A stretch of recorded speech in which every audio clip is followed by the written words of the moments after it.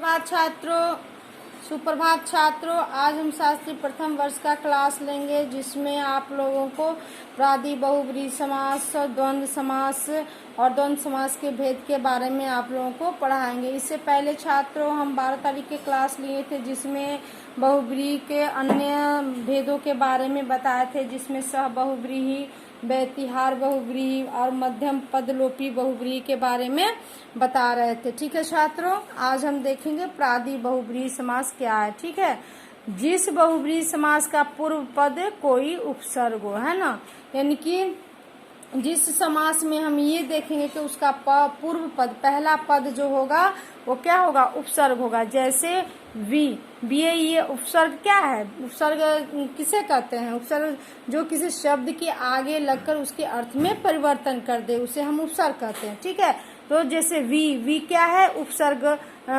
उपसर्ग है और वो फल में लगकर विफल, दोनों का अर्थ, दोनों जब मिल गए हैं तो उसका अर्थ अलग हो गया। तो इसका अर्थ क्या हुआ, नहीं है फल जिसमें हुआ, यानी जो फल नहीं देता है वो क्या होता है, विफल होता है। यानी इसका अलग से भी अर्थ देख सकते हैं, विफल मतलब किसी काम में सफलता नहीं प्राप्त होना भी होता है। ठीक है, तो यहाँ पर हम इसका विग्रह समास विग्रह करेंगे तो होगा नहीं है फल जिसमें वो, है ना।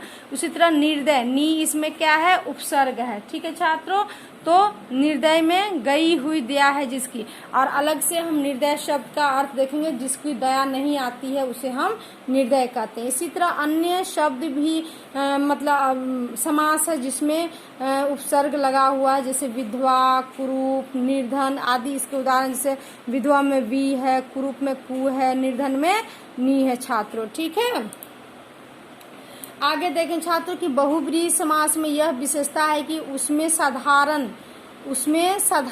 जिसने से वह, जिसे से वह, जिससे से वह आदि शब्दों का प्रयोग विग्रह करते समय पाया जाता है ना। कैसे, नहीं है फल जिसमें वह। ठीक है, तो जब हम समास का विग्रह करते हैं तो उसमें इन सारी विशेषताओं को देखने को मिलती है छात्रों। ठीक है, अगला लास्ट जो समास के हम 7 भेद बताए तो उसमें लास्ट क्या था, द्वंद्व समास। ठीक है, हम समास के भेदों के, उपभेदों के, भेद के साथ उपभेदों के बारे में भी साथ साथ बताते आ रहे थे छात्रों। उसमें द्वंद्व समास अंतिम समास है जिसकी परिभाषा देखें, जिस समास के सभी पद प्रधान हो उसे द्वंद्व समास कहते हैं। किसी में हमने देखा छात्रों कि पूर्व पद प्रधान है तो किसी का अंतिम पद प्रधान है, तो किसी का दोनों पद, किसी का कोई भी पद प्रधान नहीं है छात्र। लेकिन द्वंद्व समास में क्या है कि दोनों पद जो है, यानी सभी पद जो है क्या है, प्रधान है, उसे ही हम द्वंद्व समास कहते हैं। इस समास के विग्रह में और, तथा, एवं आदि संयोजक शब्दों का प्रयोग होता है। यानी कि इस समास का जब हम विग्रह करेंगे तो ये और, इसमें और, तथा, एवं शब्दों का हम प्रयोग देखेंगे छात्रों। जैसे राम कृष्ण है ना, राम कृष्ण है तो राम कृष्ण में राम और कृष्ण हो जाएगा। अन्न जल, अन्न और जल। भाई बहन, भाई और बहन। इसमें दोनों पद की प्रधानता है छात्रों, इसमें दोनों पद की, भाई और बहन है तो भाई बहन में भाई का भी प्रधानता है और बहन की प्रधानता है, इसलिए ये द्वंद्व समास कहलाया है। ठीक है, प्रायः एक ही अर्थ के पदों के मेल से भी द्वंद्व समास होता है ना। एक दो पद है लेकिन अर्थ उसका एक ही होता है, उसका भी समास होता है। जैसे जीव जंतु, मोटा ताजा, कपड़ा लाता, हम लोग बोलचाल की भाषा में भी प्रयोग करते हैं, कपड़ा लता है ये, है ना। तो कपड़ा लता, दोनों का अर्थ एक ही है लेकिन दो पद है ना छात्रों। इस तरह बाल बच्चा, बाल बच्चा को भी एक ही बच्चे के लिए प्रयोग हुआ है, तो ये दोनों पद क्या है, एक ही अर्थ को का बोध कराते हैं। कंकड़ पत्थर, दिया बाती, मारपीट आदि ये सारे क्या हैं, पद द्वंद्व समास के उदाहरण है छात्रों।